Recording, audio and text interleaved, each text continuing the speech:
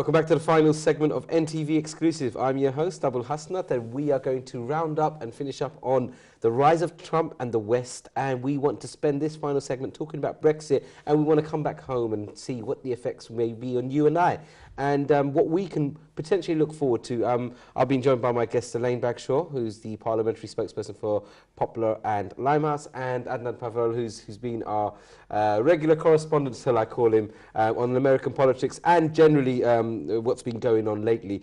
Elaine, I probably want to start over with you then, because looking at Brexit and now coupling that with Trump, I mean, what can we, it's going to be very cheeky of me to say, what can we look forward to? Not a lot, unfortunately, is the very honest answer. So the issue with Brexit for me at the moment is, so we had the bill to trigger Article 50 that went through the House of Commons this week. There were 16 proposed amendments to it. Now the Tories only have a majority of 11, and yet not one of those amendments got through. So what we're seeing here now is actually our system has broken down because there's a Labour Party that are meant to be the opposition that are actually just acting as like another wing of the government. And whilst Liberal Democrats only have 9 MPs, we are shouting really loudly. And thankfully, the bill has to go through the Lords, so we might get to amend it in there. But the situation feels quite desperate, and the whole way that the government is handling it, it reeks of that desperation in terms of rushing over to welcome Trump with open arms, saying, well, we'll be dependent on him for a trade deal. He's only interested in trade deals that are going to help America. So he's not bothered about us. And actually, if we as we will end up with a smaller market because we leave the European Union, if that's no longer to his advantage, he's not going to be interested.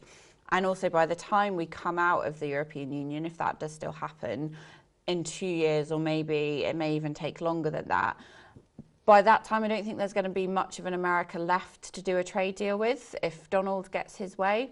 So we're just not building the relationships that we need to for this new role. I mean, if the referendum was all about taking back control and the UK having a place on the world stage again, this was our opportunity to stand up to him and say, actually, what you're doing is not okay. The fact that you've closed the Syrian refugee programme is not acceptable at a time when that country is in such crisis. And we're going to work with people like Canada, the rest of the European Union and other partners, and make sure that you know that you can't do that. And instead, we've just become Trump's lapdog. And we know where this leads, because this is exactly what was happening during the Iraq War years, where we just blindly followed America all the time, and it didn't take us anywhere good. And so unfortunately, I think that's what we've got to look forward to. It's funny because it's you know, you're supposed to learn from your mistakes, and you know, clearly the Chilcot report, which was well before the elections, well excuse me, well before Brexit as well, we clearly haven't, and it's we also, could we not have been bold enough and looked at Canada as an example and saying, you know, we can actually stand up? I mean, it's just, it's crazy. Yeah, it is, and that is what we should be doing. I mean, I guess we can look forward to the fact that there will be an election in 4 years, and so we can get rid of the government. And there are obviously numbers of by-elections. You can join political parties. Lots of people have joined the Liberal Democrats because they're not happy with what's happening at the moment.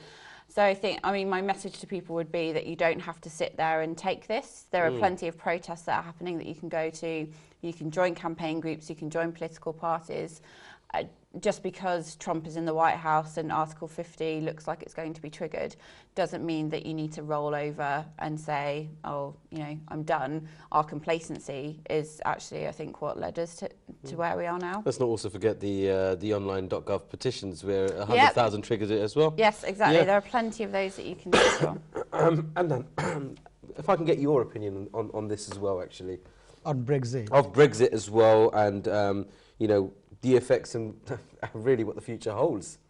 Well, I think, as I mentioned in last segment, while I was asking, you know, while I was answering one of your questions, is Britain has become a fragile, weak friend of America.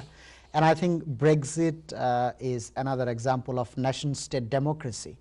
And nation-state democracy is not very good for 21st century. You know, in 21st century, you need mutual cooperation among the countries in terms of security, in terms of environmental protection, in terms of trade, in terms of labor rights, in terms of so many issues.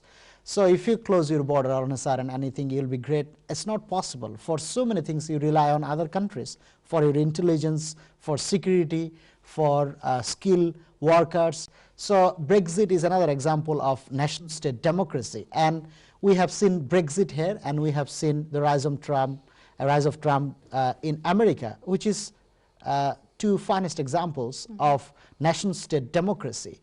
And what this will lead is a very interesting question, because it's difficult to say. I mean, you have Donald Trump in White House. I mean, we need to keep an eye on his Twitter, you know, what he's been tweeting.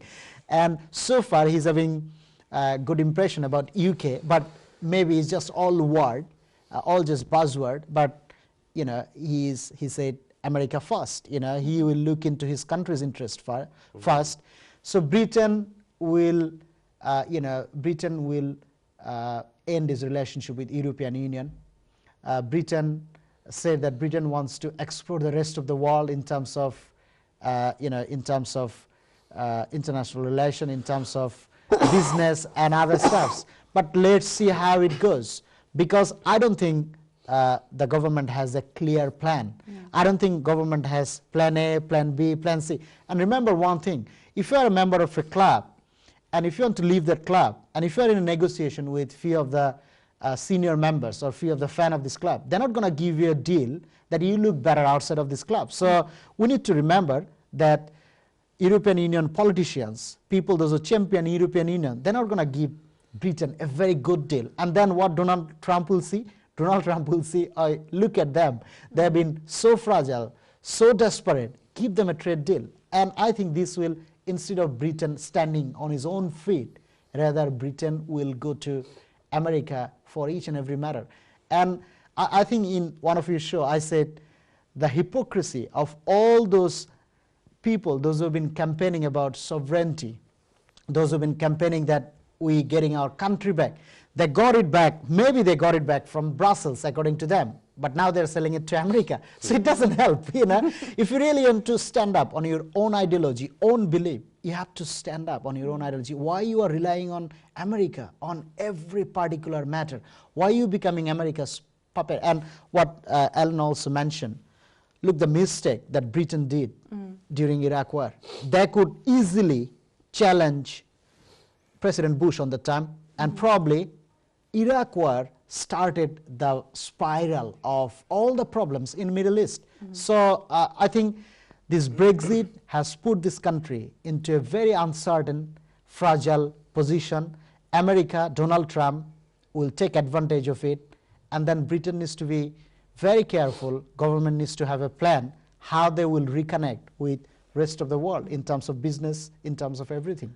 You know, so it's a challenging time for Britain. It's a tough time for Britain, but you need to have a plan. If you don't have a plan, you'll end up in big mess. Well, it's Brexit along with a weak government, isn't it? Yeah. That's what we're seeing, and this is one of the reasons why, as Liberal Democrats, we're saying that there should be a referendum on the deal, because the deal is not going to be good. Like you've said, there is no way that Europe are going to turn around and say, here's an even better deal. Exactly. When I was last in Brussels in December last year, the MEPs there that are leading on the negotiation were very clear about, you know, what the UK is asking for does not exist. There is no one that has this special buffet deal that that you're trying to get out of us. Cherry pick the stuff. Yeah. And we're not going to give it to you, because actually we're not in a strong negotiating position.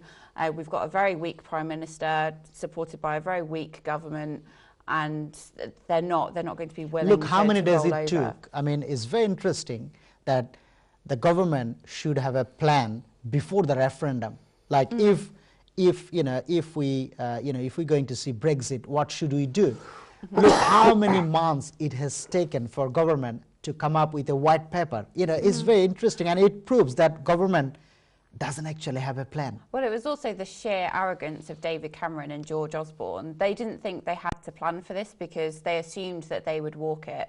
They thought that they were loved by everyone. they won the election, they would just do the same thing again and everything would be absolutely fine. And David Cameron was looking to secure his position as Tory party leader and make sure that George would follow him. This was nothing about the country, and look at the mess that we've been left in. I think David Cameron, I absolutely agree what you just said. I mean, I think David Cameron, he has put country's interest, national interest, into some sort of limbo because of his own personal interest.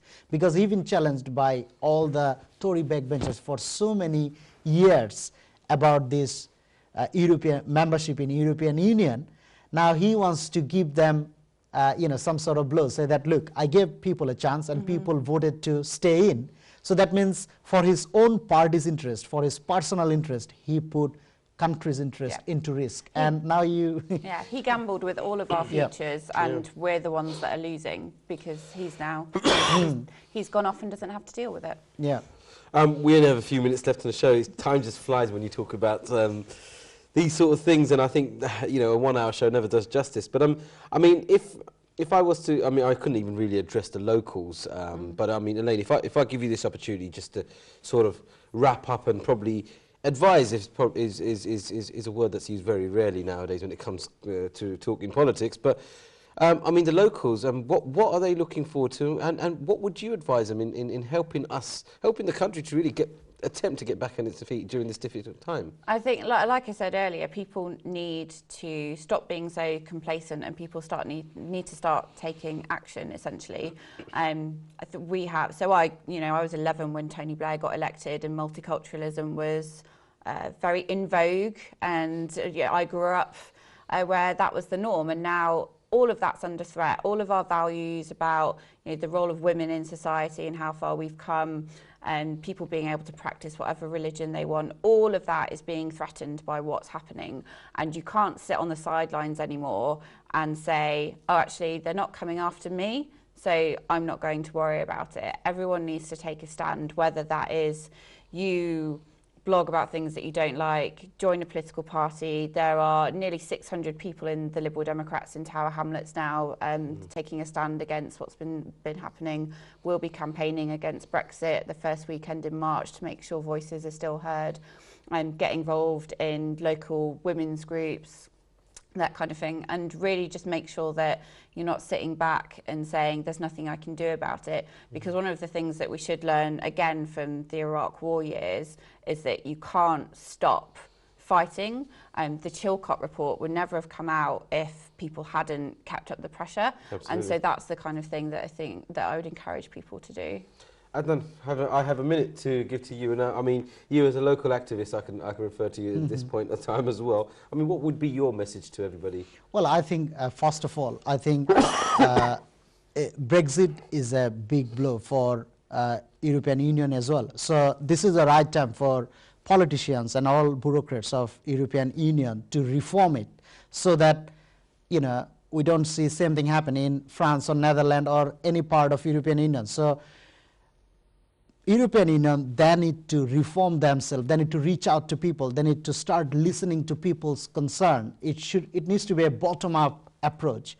Number two is actually people need to engage, what Alan mentioned just a few minutes back. People need to start talking about it. Do not just say, oh, I'm not happy about Donald Trump, I'm not happy about Brexit, I'm not happy what government doing. Look, the young people, they need to engage with politics. They need to start writing. As for example, write on social media, write blogs. Start talking with people. Speak to your friends. So do not sit idle. Rather, get involved.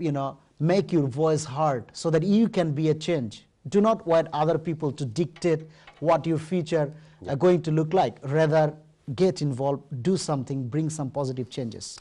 And then, thank you very much. We're completely out of time, but thank you for those points. Elaine as well, thank you for coming on our show. We're completely out of time. I have nothing left to say.